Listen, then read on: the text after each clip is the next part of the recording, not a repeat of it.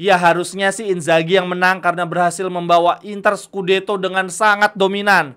Tetapi sepertinya Thiago Motta bisa menang juga nih karena dia berhasil membawa tim mediocre seperti Bologna ya masuk deretan papan atas, lolos ke Liga Champions. Tetapi kita juga tidak bisa melupakan Gasperini yang mampu membawa Atalanta menjadi juara Eropa ya.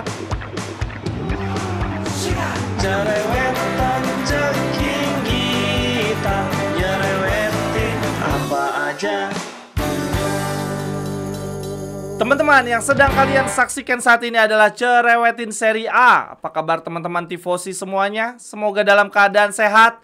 Akhirnya jeda internasional selesai sudah teman-teman.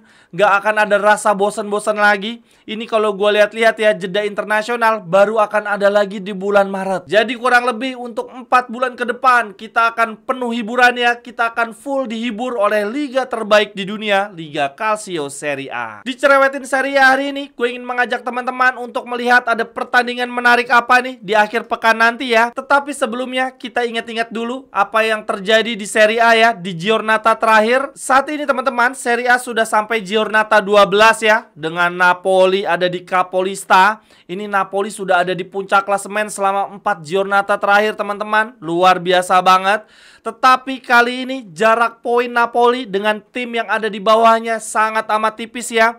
Mereka cuma selisih 1 poin saja dengan tim peringkat 2 sampai dengan peringkat 5.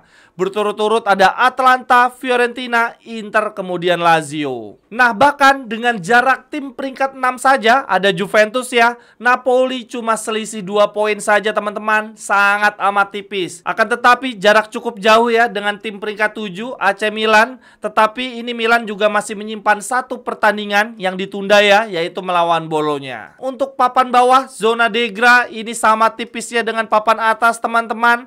Lecce yang ada di peringkat 18 cuma selisih 3 poin saja dengan tim peringkat 13 teman-teman, yaitu Parma.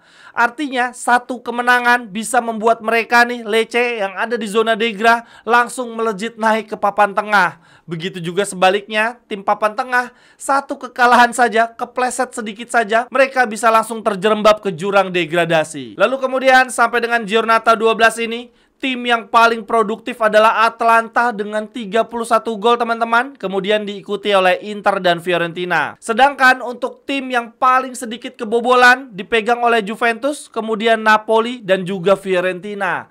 Ini sangar banget Fiorentina berarti teman-teman. Mereka masuk top 3 ya sebagai tim paling produktif dan juga tim yang paling sedikit kebobolan. Lalu untuk pencetak gol terbanyak ya, untuk top 5-nya paling atas ada Retegui dengan 11 gol, diikuti oleh Kean teman-teman dengan 8 gol. Lalu di bawahnya ada Thuram, Lookman dan Vlahovic. Sementara untuk posisi top assist, top 5-nya diisi oleh Nuno Tavares. Lalu di bawahnya berturut-turut ada De Ketelaere, Lookman, Lukaku, dan Conceição. Ini berarti yang luar biasa adalah Lookman dan Atalanta teman-teman. Lookman masuk top 5 pencetak gol dan assist terbanyak ya. Dan pemain-pemain Atalanta mendominasi 2 kategori tersebut. Gokil. Itu tadi sekilas tentang Giornata 12 teman-teman. Nah di akhir pekan ini, start jam 9 hari Sabtu ya, ada pertandingan pertama Giornata 13 di awal oleh pertandingan antara Verona melawan Inter teman-teman. Ini grande partita, ada di pertandingan Milan lawan Juventus teman-teman di Giornata ini. Akan tetapi sayangnya di grande partita ini Juventus ditinggal oleh Vlahovic, Milik, Bremer dan juga Cabal. Jadi mereka sangat timpang ya untuk lini depan dan lini belakang. Kalau sampai Milan nggak menang, waduh ini keterlaluan banget nih Fonseca. Lalu kemudian partai menarik lainnya, menurut gua ini ada di pertandingan sang pemimpin klasemen saat ini ya, Napoli yang akan menghadapi Roma dengan pelatih barunya.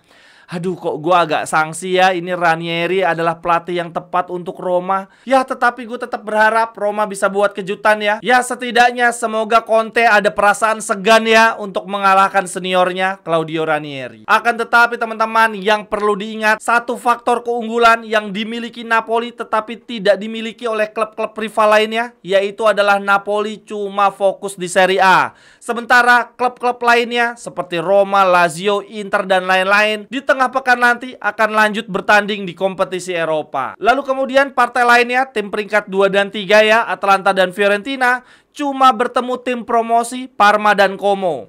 Lalu kemudian Lazio ini menghadapi lawan yang lumayan ya, Bologna. Dan kemudian di papan bawah ini menarik nih, ada pertandingan sesama tim yang sedang berada di zona degra, yaitu Venezia melawan Lecce. Ini berarti teman-teman, di Giornata 13 gua rasa kalau Napoli sampai tergelincir di partai lawan Roma, maka posisi Capolista akan berubah. Karena tim yang ada di bawahnya Napoli semuanya akan mendapatkan lawan yang relatif lebih mudah. Lalu kemudian lanjut berita lainnya terkait Serie A teman-teman. Dalam waktu dekat akan diselenggarakan event namanya Grand Gala del Calcio teman-teman. Grand Gala del Calcio ini adalah event yang diselenggarakan oleh Asosiasi Pemain Sepak Bola Italia (AIC) untuk memberikan penghargaan kepada pemain, manajer, dan wasit yang dianggap telah berprestasi bagus ya di musim sebelumnya. Ini ibaratnya teman-teman, kalau di level internasional ya, di level dunia adalah Ballon d'Or. Nah, kalau di Serie A ada namanya Grand Gala del Calcio. Kemarin baru saja dirilis nih untuk nominasinya teman-teman. Di posisi kiper, nominasinya ada Di Gregorio, Sommer, dan Maignan. Kalau menurut gua sih yang menang harusnya Sommer ya, karena di musim lalu dia mencatatkan paling banyak clean sheet dibandingkan kiper-kiper lainnya. Lalu kemudian di posisi back nominasinya ada Bastoni, Bellanova, Bremer, Buongiorno, Calafiori, Di Marco, Dumfries, dan Theo Hernandez. Kalau menurut gua sih yang menang kayaknya Calafiori atau Buongiorno. Tetapi jangan lupakan juga Di Marco yang musim lalu tampil sangat baik. Lalu di posisi gelandang nominasinya ada Barella, Calhanoglu, Dybala, Koopmeiners, Mkhitaryan, dan Rabiot. Kalau di posisi gelandang sih keyakinan gue di atas 80% nih harusnya Calhanoglu. Kalaupun nggak Calhanoglu, peringkat 2-nya harusnya Mkhitaryan. Karena kedua pemain ini adalah sosok sentral, sosok yang sangat vital atas keberhasilan Inter meraih Scudetto ke-20 musim lalu. Untuk torehan gol plus asisnya pun sangat baik ya untuk kedua pemain ini. Sedangkan untuk pemain lainnya seperti Barella, dia tampil baik sih, tetapi menurut gua tampil baiknya setelah paruh kedua. Barella di musim lalu paruh pertama tampil sangat buruk.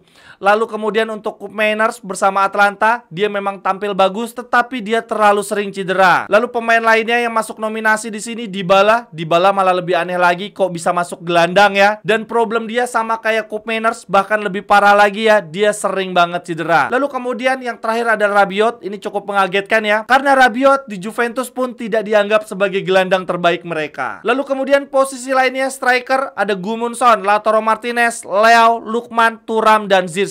Kalau di posisi striker gue menjagokan dua nama, Lautaro dan Lookman. Lautaro jelas ya karena dia adalah top skor musim lalu dan MVP Serie A juga. Sedangkan untuk Lookman, dia tampil sangat luar biasa ya di Europa League, bahkan mencetak hat-trick di final Europa League melawan Leverkusen. Kemudian yang terakhir untuk kategori pelatih terbaik, nominasinya ada Inzaghi, Thiago Motta, dan Gasperini. Ya harusnya sih Inzaghi yang menang karena berhasil membawa Inter Scudetto dengan sangat dominan.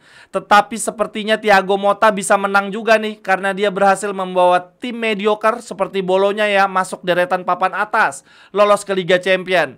Tetapi kita juga tidak bisa melupakan Gasperini yang mampu membawa Atalanta menjadi juara Eropa ya, bahkan dengan mengalahkan juara Bundesliga yang saat itu unbeaten. Bagi teman-teman yang ingin mengajak kerjasama bisnis atau membeli jersey serta merchandise lainnya, silakan hubungi nomor gua yang ada di kolom deskripsi. Lalu kemudian yang terakhir untuk cerewetin seri hari ini teman-teman. Kemarin baru saja ada interview eksklusif ya antara Buffon dengan media Corriere dello Sport. Ini ada banyak banget statement menarik dari Buffon teman-teman. Gua akan bacain. Yang pertama, Buffon bercerita ya bahwa dia pernah menolak Barcelona demi bermain untuk Parma. Buffon bilang begini, Barcelona memberikan saya tawaran untuk menjadi kiper kedua mereka. Saya sebetulnya menyukai gagasan ini, bermain dengan Messi setelah sebelumnya sempat bermain dengan CR7 di Juventus. Akan tetapi, pada suatu hari saya sedang mengemudi di jalan dan kemudian saya mendongak ke atas, saya melihat papan petunjuk jalan, ada tulisan keluar menuju Parma. Dari situlah saya merasa bahwa itu merupakan sebuah pertanda bahwa saya harus mengakhiri perjalanan karir saya di tempat saya memulai, yaitu Parma. Maka saya menolak Barcelona demi Parma. Lalu kemudian selain itu, Buffon juga bercerita bahwa dia pernah dirayu untuk pindah ke Atlanta teman-teman. Dia bilang begini, pelatih Gasperini mengirimkan pesan kepada saya dan berkata, datanglah ke Atlanta dan kita akan menjuarai Liga Champions. Namun saat itu Pirlo meyakinkan saya untuk bertahan di Juventus. Lalu kemudian yang terakhir, jurnalisnya bertanya kepada Gianluigi Buffon, siapa pemain terbaik yang pernah bermain bersama Anda? Lalu Buffon menjawab begini, Pemain terbaik yang pernah bermain dengan saya akan mengatakannya adalah Neymar Junior. Menurut saya, dia layak memenangkan 5 Ballon d'Or. Dalam karir saya memiliki kesempatan berbagi lapangan dengan Zidane, Ronaldo, Messi, dan lainnya. Tetapi Neymar benar-benar pemain dan pribadi yang spesial. Lalu kemudian jurnalisnya bertanya, bagaimana dengan Messi? Kemudian Buffon bilang begini, di final Liga Champions 2015, ketika babak pertama usai, saya merasakan ada tangan di punggung saya. Lalu kemudian orang di belakang saya berkata, Gigi, bisakah kita bertukar jersey sekarang? Dan itu adalah Messi. Dia adalah pemain hebat sejati yang tidak pernah bersikap arogan seperti yang dikatakan oleh media. Lalu kemudian jurnalisnya bertanya lagi, bagaimana dengan CR7? Lalu kemudian Buffon menjawab begini, kami selalu memiliki hubungan yang luar biasa dengan dia. Saya melihat di dalam dirinya ada kekuatan besar, tetapi juga ada kerapuhan tertentu yang terkait dengan ketiadaan ayahnya dan perjalanan berat yang dia lalui. Lalu kemudian yang terakhir jurnalisnya bertanya, bagaimana dengan Paolo Maldini? Buffon bilang begini, Paolo Maldini bukan hanya pesepak bola yang luar biasa, tetapi dia memiliki 2 kualitas yang paling saya kagumi dalam diri seorang pria, yaitu loyalitas dan keberanian. Sekian dulu untuk Cerewetin Seri A hari ini teman-teman. Terima kasih untuk yang sudah menyaksikan. Silahkan tuliskan cerewetan teman-teman di kolom komentar. Sampai ketemu di cerewetan-cerewetan berikutnya. Bye-bye, thank you. Cerewetan